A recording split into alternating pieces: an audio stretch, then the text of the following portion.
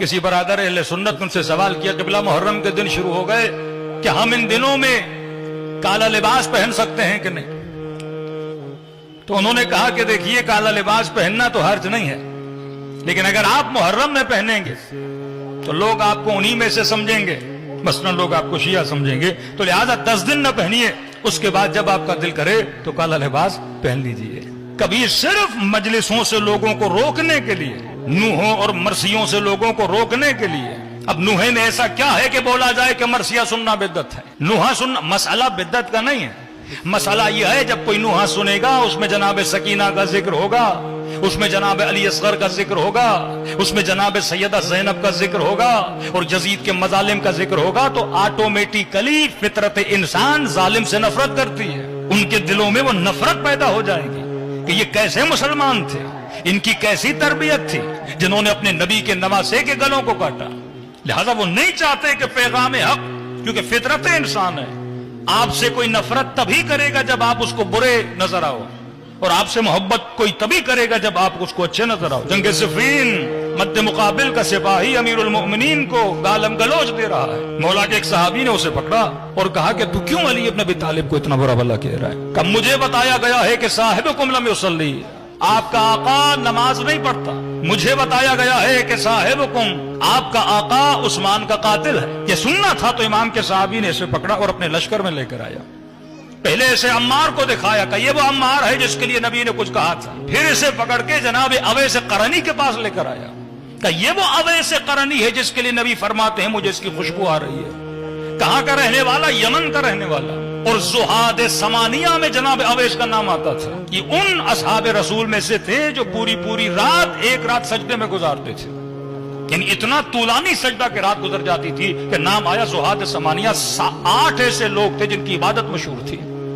کہا جو یمن سے اٹھ کے یہاں آیا ہے اور یہاں آنے کے بعد اتنا سفر کرنے کے بعد جو اتنا نمازی ہے، جس کو زاہد بولا گیا، متقی بولا گیا، کہ کیسے ممکن ہے کہ یہ علی ابن ابی طالب کا انتخاب کرے؟ تجھے نماز سے محبت ہے ویسے قرنی کو نہیں، تجھے نماز سے محبت ہے عمار یاسر کو نہیں، کہ ایک بات کہی گئی اور تم نے سن لی اور اس بات پہ تم چلنے لگے۔ تو جب انسان کی عقل حکمت سے عاری ہو جاتی ہے، وہ انسان کبھی کبھی حق کا دشمن بن جاتا ہے۔ انہی الزامات میں سے ایک الزام لے لگایا کہ مثلا رونا بدعت ہے۔ اب چلو امام حسین کے رونے سے روکا، لیکن انسان کی فطرت کو بند کر دیا، باپ مر جائے نہ رو، بیٹی مر جائے نہ رو، کہ یہ رونا بدعت ہے۔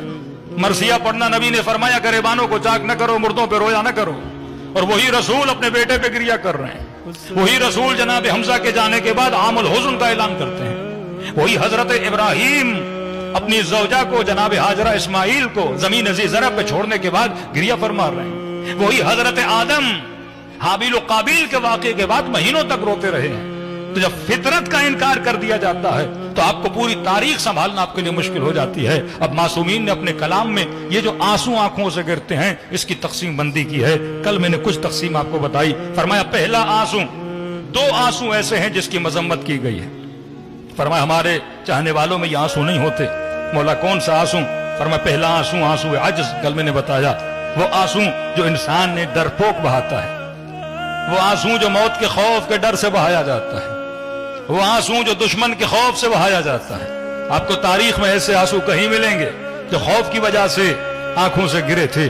فرمایا اس آنسو کی مذمت ہے کہ کل میں نے مثال دی امین کی کہ موت کے خوف سے ڈر رہا تھا اور رو رہا تھا، لیکن جناب کمیل، میں سمیت عمار، مسلم ابن عقیل، ہانی ابن عروہ، منصل ابن اوسجا، یہ وہ اصحاب رسول، وہ اصحاب حسین ہیں جنہوں نے موت کے خوف سے کبھی آنسو نہیں بہایا۔ فرمایا دوسرا آنسو جس کی بڑی مذمت ہے، وہ آنسو کون سا ہے؟ آنسو تزویر ہے، کہ بندہ کسی کو دھوکہ دینا چاہتا ہے، جھوٹی کا روتا ہے، اس آنسو کی بھی مذمت ہے۔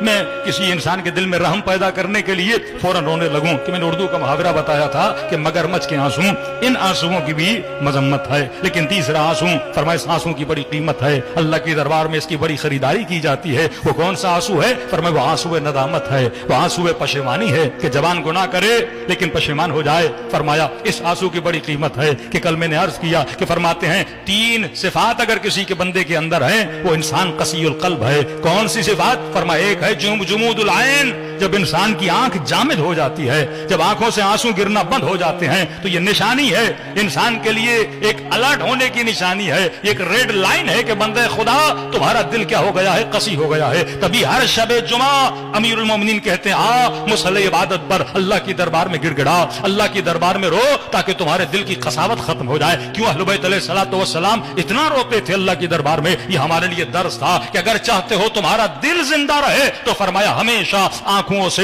آنسو میں ندامت جاری رہے۔ فرمایا جلدی والی ندامت بہترین ندامت ہے کہ گناہ کیا فوراً بندہ نادم ہو گیا۔ تین چیزیں دل کو سخت کر دیتی ہیں، کل شاید عرض کیا تھا، ایک آنسوؤں کا نہ آنا، دوسرا بار بار گناہ کرنا۔ آپ مہینے میں ایک گناہ کرو، سال میں ایک گناہ کرو، لیکن ایک بندہ نہیں اصرار کر رہا ہے گناہ پر، غلطی سے نشہ ہو گیا، غلطی سے گناہ کر دیا، اب اللہ کی دربار میں توبہ کرو تو قابل قبول ہے، لیکن ایک بندہ ڈیلی نشہ کرتا رہے، ایک بندہ ڈیلی گناہ کرتا رہے، یعنی عادت بنا لے گناہ کو، کہ یہ بھی نشانی ہے قساوت قلب کی۔ تیسرا یہ ہے حرص دنیا، صبح سے شام تک یہ ہم و غم بن جائے کہ میں نے دنیا بنانی ہے۔ عمر چڑھتی جا رہی ہے لیکن انسان ہم و غم بنا لے، یہ اپنا ہدف بنا لے کہ میں نے اتنا پیسہ جمع کرنا ہے، تو فرمایا صبح سے شام تک اپنے دماغ اور فکر کو صرف مال دنیا میں مشغول رکھنا، یہ بھی نشانی ہے کہ انسان قسی القلب ہے۔ تو فرمایا ندامت کا آنسو بہترین آنسو ہے، کہ امام زین العابدین فرماتے ہیں کہ خدا کو گنہگاروں کے رونا اپنے ملائکوں کی تسبیح سے زیادہ پسند ہے۔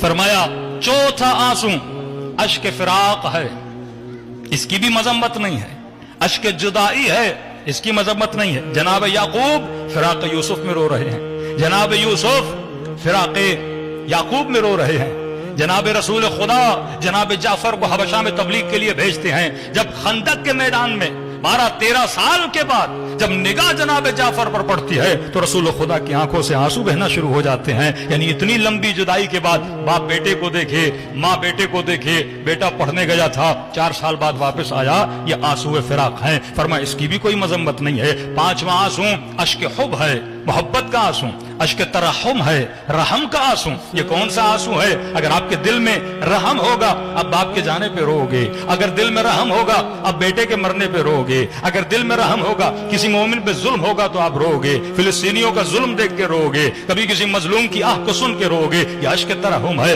کبھی ڈرامہ دیکھ کے انسان رو لیتا ہے، کوئی سیڈ سین آ جاتا ہے، یہ اشک ترحم ہے۔ تو پانچواں اشک کون سا ہے؟ فرمایا اشک فقدان ہے۔ امام حسین کے لیے جو ہم روتے ہیں یہ قسم والا اشک ہے، جسے کہتے ہیں فقدان کا آنسو۔ یہ کون سا آنسو ہے؟ کہ جب انسان کوئی کام کرنا چاہتا ہے لیکن کر نہیں پاتا، یا دیر سے پہنچتا ہے یا اس وقت تھا نہیں۔